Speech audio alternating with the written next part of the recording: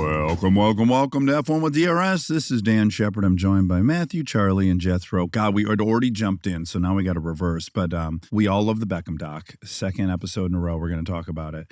And he's going to be at this Club SI event in Vegas. I don't know what night he's on. We're on Thursday night. He's on race night. Of course he's on race night. He's up against Shaq. I mean, it doesn't get bigger figuratively and literally because Shaq's also a host. But I guess he's Friday. No, they're together.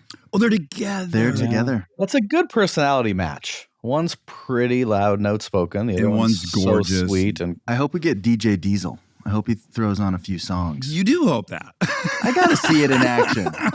His music is wild, too. It's like wild drum and bass. I don't know what his music is. I would prefer, I always say this, he's the very best follow on Instagram there is, other than Snoop Dogg. But the two of them. They're getting close. They're similar now. They're starting to merge. Yeah. But Shaq is always singing and doing a popular dance. Like if anything that's in the zeitgeist in the hip hop world, he will learn that song and he will do the dance, and it's incredible. He's got such a zest. I like when he does the singing and he doesn't know the words to like the middle part, and he just mouths it, and it's so off, so obvious, but he just rolls with it. That's his MO. He's like, I'm going to give you 85%, but I'm so good that 85 is going to make me the best center of all time. Mm-hmm. What a charm. Mm-hmm. But anyway, so Beckham's buddy in the doc wears a Burberry hoodie, which I then became obsessed with and got one. It was the most expensive thing I've ever bought for myself, clothing-wise, I think. It was you had it ordered and en route within about 60 seconds. Yeah, before the episode was over. But what we're hoping is that if we all roll up in Burberry hoodies, he'll go, oh, my friends wear. That's what my friends wear. My friends are here. Yes, because his buddy wore one. Or he'll run away in the opposite direction. Like, this is weird. He's like, oh man, what's going on? Terrified or in love. He won't be impartial. Is there a vibe, Jethro, in England if you were? It's so English. I wonder if it has a different meaning there. Well, it's changed. When I was a kid, so when I was a teenager, like my dad would think a Burberry trench coat was like the coolest thing because he used to go to London and commute on the train, and that would be like something that business dudes would wear, and I wouldn't know about that. But then I guess when I was between 14 and 16, it became much more of a like street brand as well. So the Burberry shirt was one of the ultimate status symbols you could have as a 16-year-old, you know. But I was going to say, most of them were covered in blood on a Saturday night because it was also the football hooligans' uniform of choice, basically. I thought you were being funny that the hooligans really wore Burberry. No, they wore Burberry, Stone Island. So the hooligans used to identify each other. If you were wearing a football shirt, you weren't a football hooligan. So if you went to a Man United match in a Man United shirt, fine, you know, Chelsea, whoever.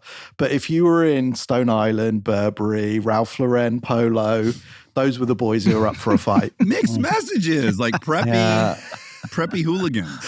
Yeah, just the way it was, always. I think I've said it on here before, but I have three people I would just never would fight. It was like a hard, fast rule. You just pass on the fight. One is a redhead. You just never fight. I don't care if the redhead is 115 pounds. Don't do it because the redhead will start crying mid-fight and then find a gear that you've never witnessed in real life. Yeah, so much inner rage. I saw it like a dozen times growing up. And then second is like at a bar, the married guy at the corner of the bar by himself. You see that wedding ring? You don't want to fight him because you're fighting his kids, his wife, his boss. There's too much on the table for that guy. Just pass him over. And then lastly, if you get into it at an intersection with somebody and they take their shirt off as they're getting out of their car, but not in a flexing manner, not in a I'm going to show off my body, in a I don't want to ruin yet another shirt manner. That's, you want to get back in your car and speed away as fast as possible. As someone who's ruined so many shirts in battle that they've learned to take it off first. So did the hooligans remove the Burberry or did they just swing with it? I bet it was probably even cooler with blood on it. I think they just went with it, yeah. I think they went with it. I mean, I was not a football hooligan, nor did I go to many football matches in that era. My old house, though, looked over a park near a local football club, and there was a pub just opposite our house called the White Elephant. And on a Saturday morning, it was not unusual to see 30 or 40 guys roll out from their opposing teams, launching glasses across the park, chasing away fans. It was quite an occurrence. And they did love the Burberry. But I, as a 16-year-old, always wanted a Burberry shirt. But I think they were like £85, which in 1993 or something seemed like a lot of money for one shirt. Yeah, that would have been about $400, I guess. For a t-shirt? Currently, yeah, for a tee. Yeah, it was a lot of dough. But I admire you for wearing it. It looks nice. Thank you. Are you going for hooligan or gentleman? Let's see where the day takes us. You know, that's what I think is part of my charm. Both are on the table. I may hug you and talk about trauma, and I may throw down with you. We don't know. You tell me where we're taking this. Did you see the fight in the stands at the Mexican GP?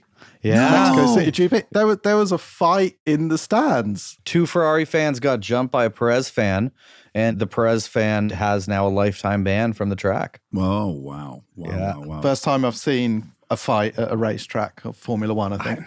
Do you think the Travausi are boarding flights right now to Mexico City to defend the fallen Ferrari boy? No. Absolutely not. Absolutely not. Well, it seems like 2 cultures that would clash because I think they have the best food in the world, both countries. You think it was like a culinary... Italian food and Mexican food are like my favorites, so maybe it was all about food. You fucking pasta-eating son of a bitch. You're going to be bathed in marinara when you're done.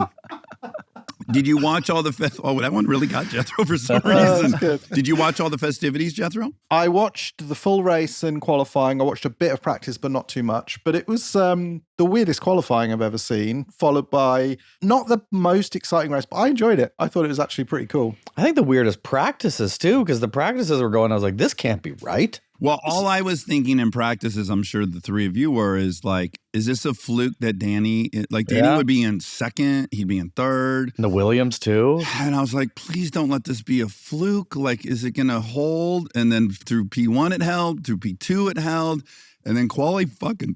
By God, to see him qualify 4th was probably my favorite moment of the whole season. Did you see his in-car radio afterwards when they tell him it's P4? No.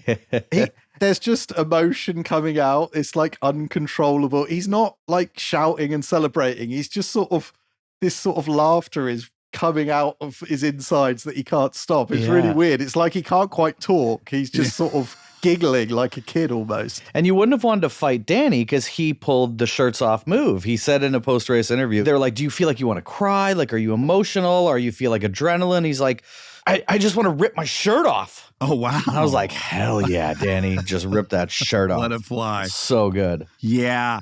It's like he got a little wand over his head on the way to the track, and I was like, we're just going to let you tap into that thing you've always had. It was awesome. It was a great reminder, like, to see when he's fast, what it looks like. What timing as well. I mean, if he does this for the next 2 or 3 races, and he's not going to be qualifying 4th, but if he consistently performs at a high level, I just can't see how he's not in that car next year. I just can't see it. They have to make the switch. Okay, and again, because I always forget to do this, but let's just remind everyone of the finishing order of the race if you did not see it. Max won, followed by Lewis for another second time in second place. Oh, but one was an actual one. I still count it. Yep. Leclerc, third?